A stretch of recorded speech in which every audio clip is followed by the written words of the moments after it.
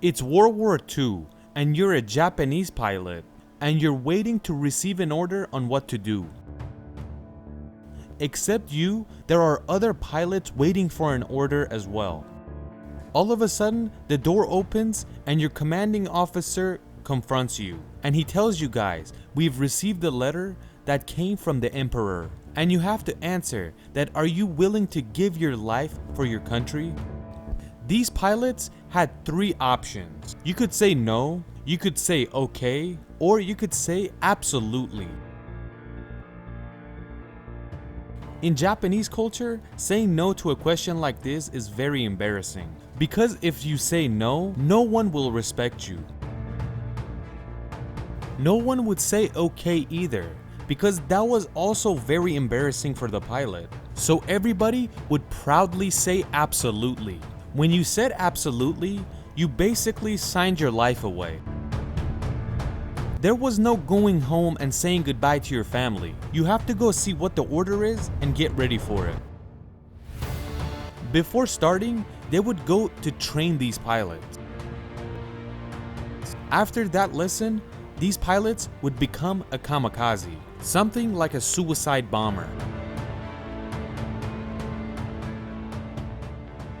When they were ready next to their planes, the commanding officers tells its soldiers to get ready, because the Emperor is coming to meet them. This was very effective for the kamikazes, because in Japan, the Emperor was seen as a god. The Emperor would get off the horse and he would tell the kamikazes that this was my request and you're dying for your country. The Emperor's plan was very weird, because it's weird that you fill up an airplane with all types of explosives, send some of your best soldiers, and tell them to go kill themselves. Everything is ready, and the airplanes are ready to go. But what do you think was told during the training? What did they tell them? In the end, they told them, don't be scared of anything. Don't think about your family at all. Only think about Japan because it's your country. And there's nothing more important for a human to give their lives for their country. And they also told them, if you go there and your mission fails, and all of a sudden you come back, it's better if you don't come back, because you will be seen as a scared soldier. Before the death flight, they would have to do something else as well. They had to write a letter to their families and write them whatever they wanted to tell them. But they would tell them that this letter will go to your family after your death. Whoever wrote their letter, they would give the letter to their commander and go towards their airplane. Just like the suicide bombers today that have explosives wrapped around them, the Japanese would fill up the fighter with explosives. They would fill it up in a way that the only space left was for the pilot. They would also fill up the tank of the airplane so the explosion is much bigger. When the kamikazes get to their plane, they see, wow, all the airplanes are old and beat up, because the worst airplanes were used to do a job like this.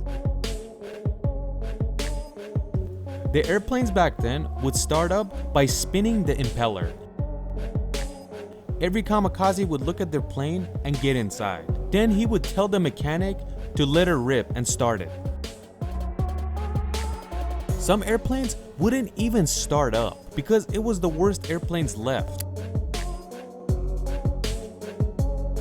The pilot that would sit behind this airplane, first of all, he was gonna go commit suicide. Second of all, he had no confidence in the airplane that it's even gonna fly in the sky. And that is why the kamikazes themselves were under a lot of pressure and stress. Some of the airplanes that would not start, they would forcefully start them in a way that the engine was literally smoking, but the mechanics would tell them it's all good, just fly away. Then the pilot would fly off. Where did these guys have to go? They had to go onto the Pacific Ocean, then get to US Navy ships, and crashed themselves into them. Even though the targets were close to Japan, but the planes were so bad that some of them literally crashed into the ocean before they got to the target.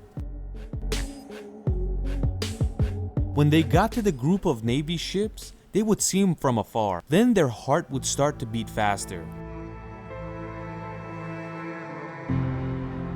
Just like the pilots were taught, only think about Japan and you're killing yourself for your country.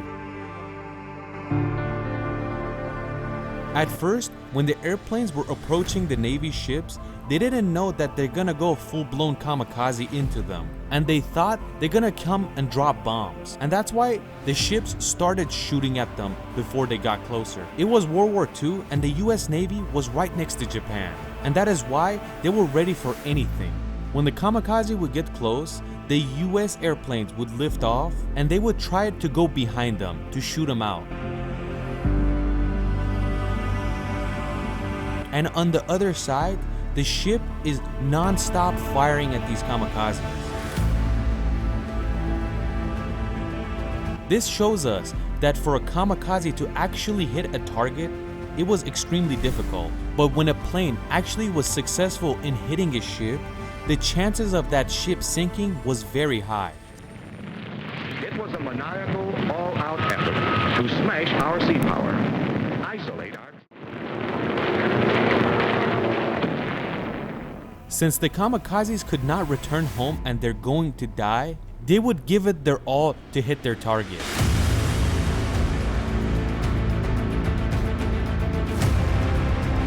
They would say that whenever they're above the ship, they would turn the airplane handle all the way down and fly into their target like a missile. Over the sea in our carrier.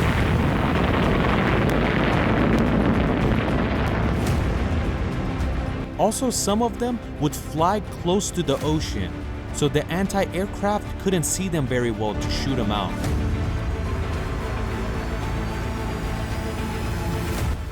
This was a life of a kamikaze.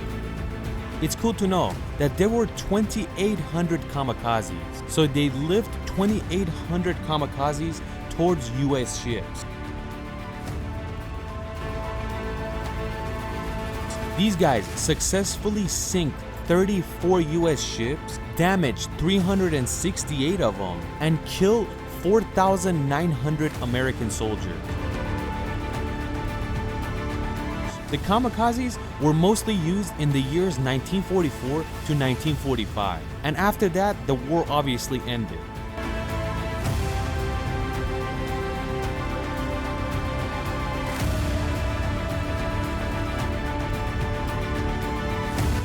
The Americans do not like what these guys did. The Japanese are proud at what they did in Unit 731, so obviously they respect their kamikazes. But the pride in these kamikazes is very interesting. In the end, 4,000 pilots lifted off to do what a kamikaze does. Out of the 4,000, 1,200 of them crashed into the ocean before they got to the target. A lot of people say what the Japanese did with this was very stupid because they killed 4,000 of their good soldiers for no reason. And they didn't get much in return. What do you guys think? Is what they did right or wrong? Please comment.